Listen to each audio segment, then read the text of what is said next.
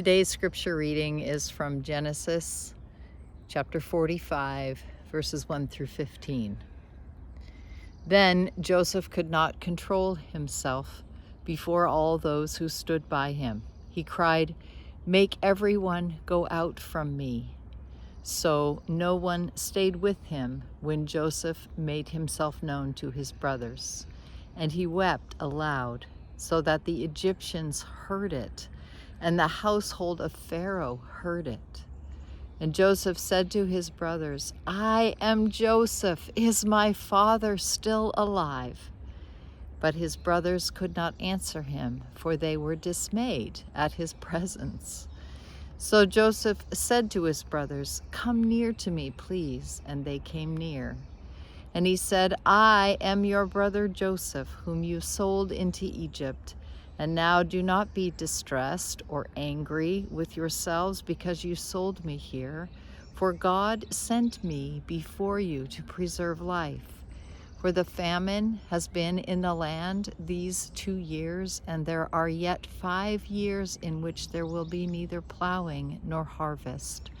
And God sent me before you to preserve for you a remnant on earth, and to keep alive for you many survivors. So it was not you who sent me here, but God. He has made me a father to Pharaoh, and the Lord of all his house, and ruler over all the land of Egypt. Hurry and go up to my father, and say to him, 'Thus says your son Joseph, God has made me Lord of all of Egypt. Come down to me, do not tarry.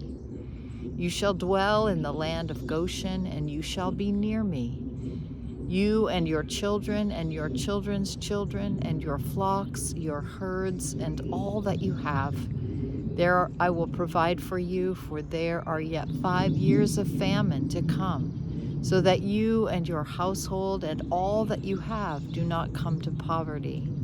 And now your eyes see, and the eyes of my brother Benjamin see, that it is my mouth that speaks to you. You must tell my father of all my honor in Egypt and of all that you have seen. Hurry and bring my father down here." Then he fell upon his brother Benjamin's neck and wept, and Benjamin wept upon his neck. And he kissed all his brothers and wept upon them. After that, his brothers talked with him. This is the word of the Lord.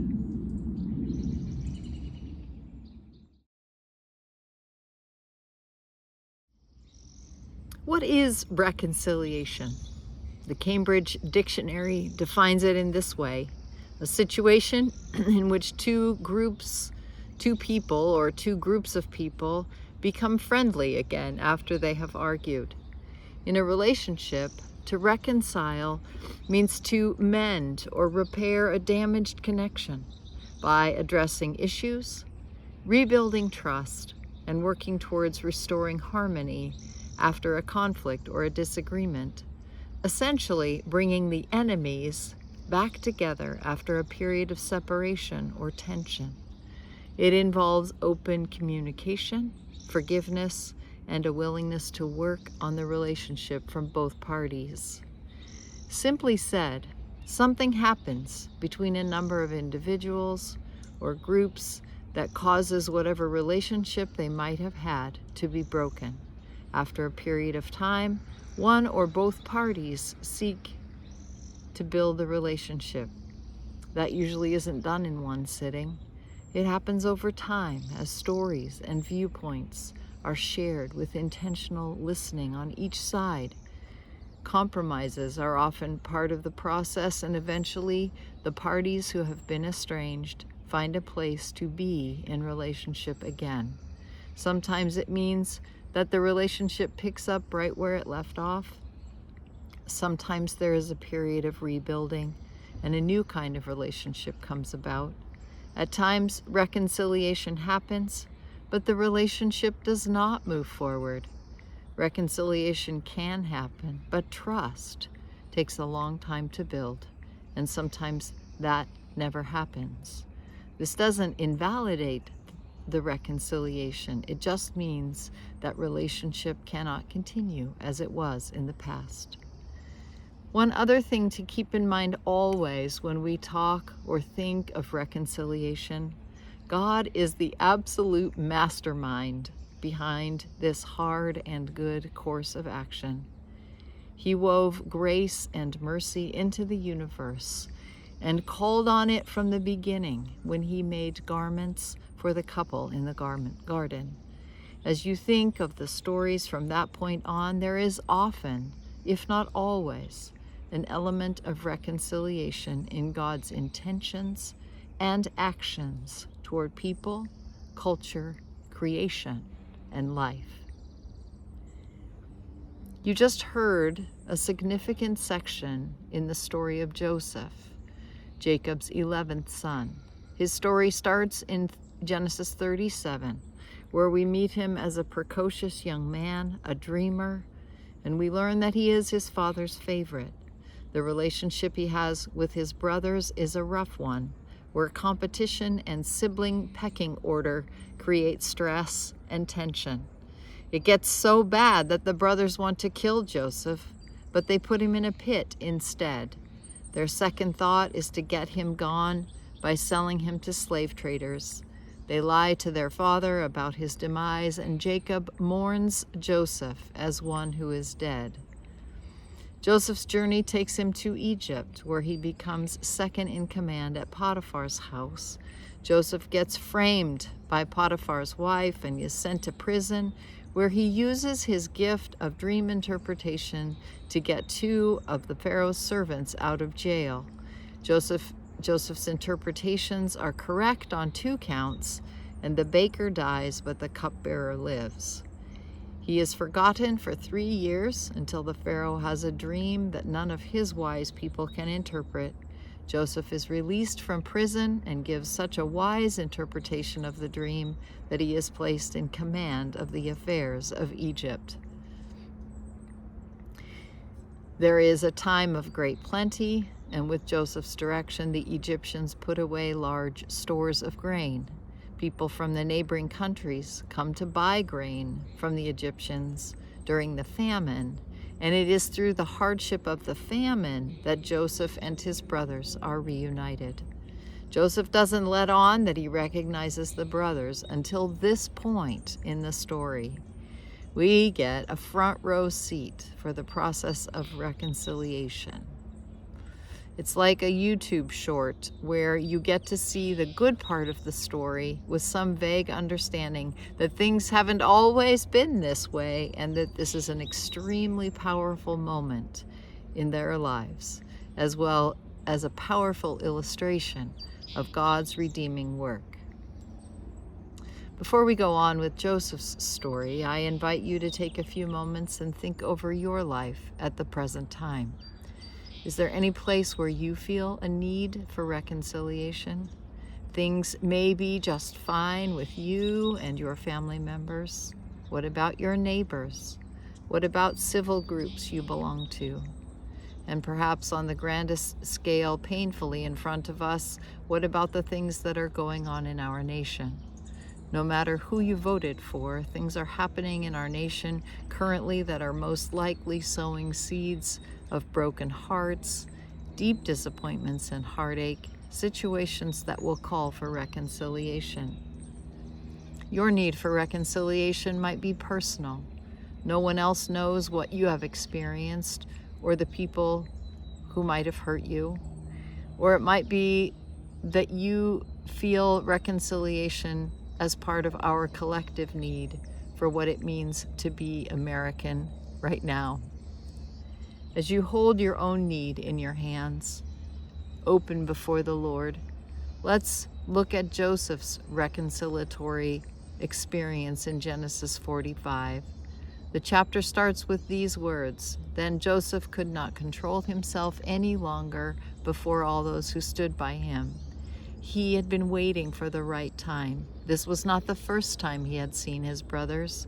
He had tested their hearts and their faithfulness to their father, and here they stood, frightened that he would actually keep Benjamin with him and their father would die from grief." The first step in reconciliation is to wait for the right time. God directs us to the right time when we listen to him. Secondly, we see that Joseph focused on the people with whom he needed to reconcile. There were no distractions, and he didn't have to keep up a pretense for anyone. The process of reconciliation with another person is usually a very private matter. When we engage in reconciliation as a group or with a larger entity, this part is different.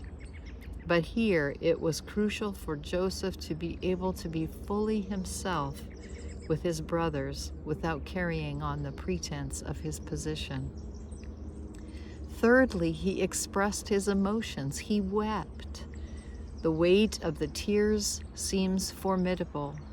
Was he remembering the pit, the walk to Egypt with the slave traders, the false accusations of Potiphar's wife, the years in prison? Was he feeling remorse for the ways he acted with his brothers, for the rift that had come between them from their earlier life together? Was it just the pressure of finally being able to identify himself to them and to finally ask the most pressing question of his entire life, is my father still alive? His brothers had no answer. We are told they are dismayed at his presence. It seems like so many thoughts could be running through their heads. Would Joseph get back at them somehow, since he really was the one with all the power? He asked them to come near him, and he told the story the way he made sense of it. Do not be distressed or angry with yourselves because you sold me here, for God sent me before you to preserve life. 5 times in our 15-verse reading this morning, Joseph says, God sent me. God has done this. Your mistakes, my mistakes, became a part of God's plan. You and I both know that Joseph has had years and years to think of all of this, to process it, and to put the story in the right perspective. It is not new and fresh and raw, happening right at this moment. And at the same time, the moment he's been waiting for is now. That brings us to the concept of expectations. If you remember the reading and noticed, it was Joseph who was doing 95% of the talking. He narrated his experiences, and then he began to tell them his plan. You're going to live in the land of Goshen. You need to go tell Father how things are with me now, and then bring him here. He hugged Benjamin. He hugged his brothers and cried with them. After that, his brothers talked with him. Especially for the one who has begun to heal, the story is well thought out, and the solution unfolds like a rug rolling out on the floor. For the one who has not been preparing for reconciliation, the whole process might happen differently. It seems his brothers were bewildered and did not know what to expect. They had thought Joseph was dead, so this whole thing was quite a huge shock to them. It would be so easy for Joseph, so easy for any one of us who wanted to open a reconciling conversation with a loved one to have our own speech ready, as Joseph did. Probably there would be a plan ready also based on the hoped-for response of the other person. However, since the other party might not have been expecting the conversation at all, their responses could be disappointing for the one offering reconciliation. I've spoken before about my relationship with my brother. The final break happened over a situation having to do with painting a room in my mom's house. Because of some of his choices, he was fired from the job. My sister was the boss. All I've ever heard was his side of the story. There are more issues involved, as there always are with situations that need reconciliation, as long in years and events as Joseph's. After my mom died, my brother and I began to meet for lunch. Our first meeting was tentative, but the conversation warmed up and we spent about 3 hours together. After several of these lunch meetings, each one lasting 2 or so hours, I asked him about the painting incident. He teared up immediately and launched into the story. I listened and asked questions and listened some more. Tears slipped down his face. He finally looked at me and said, "No one has ever listened to my side of the story." I realized that I hadn't ever heard anything but the carefully and often rehearsed version that my sister told. I don't know where the truth is. In my house, we always say it is somewhere out between the two people. No one sees or knows the entire truth, and there is truth in both sides of the story. The most important thing is how we listen and how we respond and how we don't react. In recent years in this country, we've gradually adopted a practice of finger pointing and blaming others, as well as a habit of not taking responsibility for our own behavior. Friends, families, communities, interest groups have suffered broken relationships over issues that are in some ways irreconcilable. The challenge of the COVID vaccine offers a prime, painful example. In the past few weeks, there have been governmental actions that have split families, friends, and communities. We can't find the truth on the social media or in the news. And one person's experience, which is true for them, cannot inform the decisions of state or federal government. Many stand by and feel helpless, or angry, or resentful, or fearful, or relieved, or some other big emotion which might not even be easy to name. Feelings may creep in that need some kind of reconciliation. How can we even do that when the cause of frustration or resentment or confusion or fear or mistrust, or whatever it might be for you, isn't anything we can do much about? We might find someone who is feeling as low as Joseph in the pit, maybe someone who has lost a job or is struggling in some other way. We cannot be the presence of the other party, but we can listen. We can ask questions. We can continually deal with our own resentments, our own anger toward any situation, this one before us now or any situation. Earlier in the service, you heard a passage from Luke 6, a continuation of the sermon to the crowd on the plain. Jesus says, "I say to you who hear, love your enemies, do good to those who hate you, do good to those who curse you, pray for those who abuse you." This doesn't seem to be a multiple choice list. As you wish others would do to you, do so to them. And then from verse 36, be merciful even as your Father is merciful. God's heart has always been about reconciliation. He is not unaware of the reality that people will be at odds with each other, that there will be enemies. Sometimes it takes us a while to be the ones who hear. Sometimes it takes others a long time to realize there is a pathway through to reconciliation. It doesn't always mean there will be a renewal of the relationship, but at least there will be reconciliation, because that's the kind of God He is. May we be the kind of people who hear. Amen.